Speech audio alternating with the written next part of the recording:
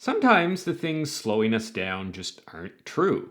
Sometimes they're just all in our heads. Sometimes these things are myths. Today we're going to debunk 4 common writing myths that might be blockading your path to progress. Speaking of progress, if you want to progress in your writing skills, consider subscribing to my channel. Alright, myth number 1, your first draft is going to be terrible.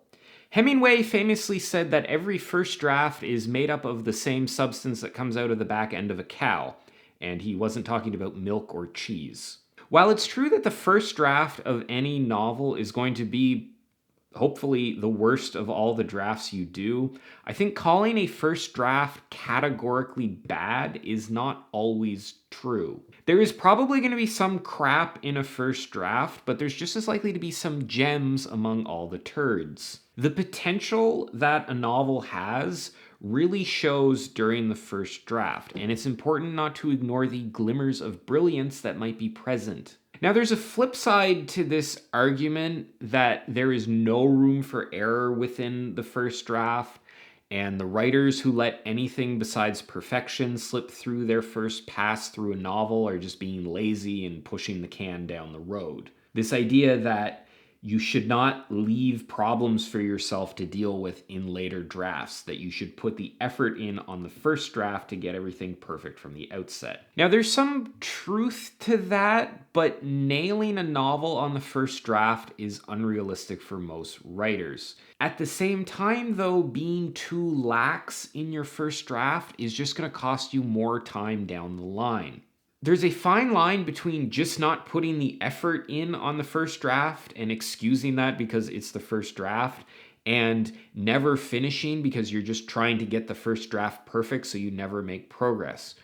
Don't excuse sloppy work with, well, it's a first draft. Put lots of effort into it, but remember that the perfecting of your novel probably comes through later drafts. Myth number 2, focusing on your weak points is the only way to improve. There's a feeling among a lot of writers that critique should be primarily focused on pointing out the flaws in a piece of work rather than giving any praise about the positive aspects of the work. There's this idea that tough, hard-boiled writers are built through relentless bombardment with brutally honest critique that doesn't pull any punches, and that anybody who expects any sort of praise about their writing is just a weakling who doesn't have thick enough skin to make it in the writing game or whatever. And we sometimes do this when assessing our own writing as well. We ignore positives in search of ever more negatives to flesh out. Now, I will acknowledge that you can go too far with giving praise, especially when that praise isn't honest. Patting yourself on the back or getting an excessive amount of praise from a really gushy critique partner who just wants to tell you what you want to hear is not a recipe for improving your writing. But that doesn't mean that praise doesn't have its place. Weak aspects of a novel will bring it down, but the good parts of the novel are what will elevate it, and the elevation is what we're all searching for. Writing a novel that doesn't do anything wrong is not the same as writing a good novel. If you write with an emphasis on avoiding criticism, your story will lack substance, it will lack energy, it will lack a soul. If you don't tell someone what works, or you yourself don't recognize what works within your writing, there's a risk that you'll cut those things out, or you'll downplay them, or you'll miss a really good angle on a plot or character that gets ignored. Not recognizing something bad in your novel and leaving it in there is not a good thing, but cutting something out that has the potential to be really good is arguably a lot worse. A lot of really popular best-selling novels have flaws in them, scenes that are boring or do things that go against conventional wisdom, things that a critique partner would probably say you should think about changing this. That happens all the time in really good novels, and I think what happens is that the good parts of those novels are able to outweigh the bad parts in a lot of cases. It's also worth pointing out the encouragement and motivation factor here as well. Praise feels good, and if you've done something worthy of praise, then you should get praise for it. No one thrives under a blanket of constant negativity. In even the worst pieces of writing, there's usually at least one or two things that have been done well. Even just a sentence or two, or a character name that sounds really good, or even if the idea or the overall plot of the story seems promising.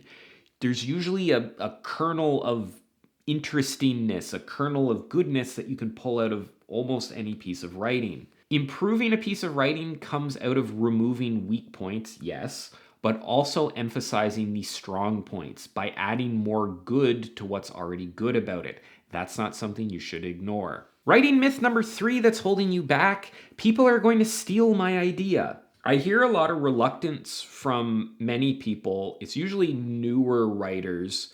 They're reluctant about getting critique or being involved with the writing group or anything like that because there's this fear that someone is going to steal their idea. I can understand where this fear is coming from, but there are a few reasons why this is very unlikely to happen. The first, and probably the harshest one, is that your work is probably not good enough to steal, especially if it's one of your first novels.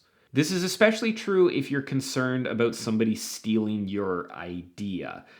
By the time someone takes your idea, goes off, and goes through all the work of writing their own novel around it, it will probably have changed to the point that it is unrecognizable from your idea. Also worth pointing out here that this kind of thing happens all the time. People are constantly taking ideas from books that they read or stories that they critique. They're taking ideas or elements of ideas, they're adding their own thoughts to it, they're executing on it in a different way. This is just something that commonly happens. We call it inspiration. You yourself have probably done this without even realizing. You've probably unconsciously read something at some point and built an idea around it to one degree or another. Now, copyright is a legitimate issue that writers should pay attention to. If you have a work that is out there published, or you have a publishable grade manuscript that's getting a lot of attention, then I think, yes, you should pay attention to the chance that somebody could abscond with your manuscript. I don't know if that's ever happened before, but there is a possibility there. Copyright issues, people stealing your novel, AI scanning it and doing whatever they do with it, those are all things that you should legitimately be concerned about when you get to that level.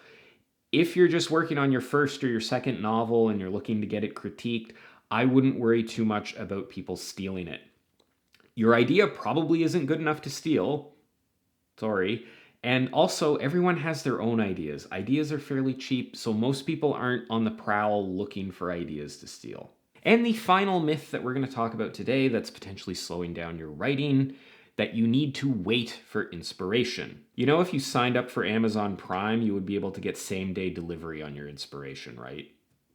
There's an annoying stock character of a writer or an artist who's sitting around waiting for their muse to appear. I reflexively roll my eyes whenever I hear anybody mention a muse.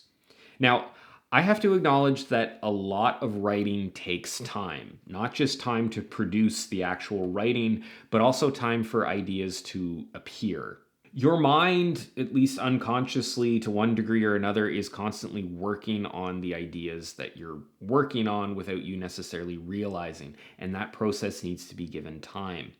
The solution to a plot problem or the direction that you should take a character is not something that you can force, and just gritting your teeth and working your way through it is usually not a recipe for success. That being said, what often triggers these moments of revelation is not waiting around, but rather writing. Engaging with the work is often the best way to solve problems with it. Inspiration requires you to be inspired by something. You need inputs into the system. Sometimes time away from a project can help. Sometimes you need to do that. Going for a walk, doing some reading, getting a good night's sleep, all of that can help. But you have to ask yourself if you're doing too much of that stuff at the expense of the work, if you're using time away from it to get inspiration as an excuse to just not put the work in. There's a balance here. You need time away oftentimes for these ideas to settle and your mind to do the unconscious processing and all of that. But you also need sufficient time with the work in order to get all this machinery in the background working. You need to be thinking about it. Inspiration does often come from time away from the work, but your time away from the work won't be productive if you aren't spending enough time with the work. It's so easy to let waiting for inspiration just become this excuse to not do your work, and that's going to slow things down. Just like it's time to slow down this video because we're at the end of it. Well, it's going to go the same speed that the rest of the video is going, but it's just going to, so it's not really slowing down. It's just kind of coming to an abrupt stop. Anyway, so there you have it. I'd love to hear what you think about this stuff in the comments down below. Please remember to subscribe. As always, thanks for watching, and I will see you next time.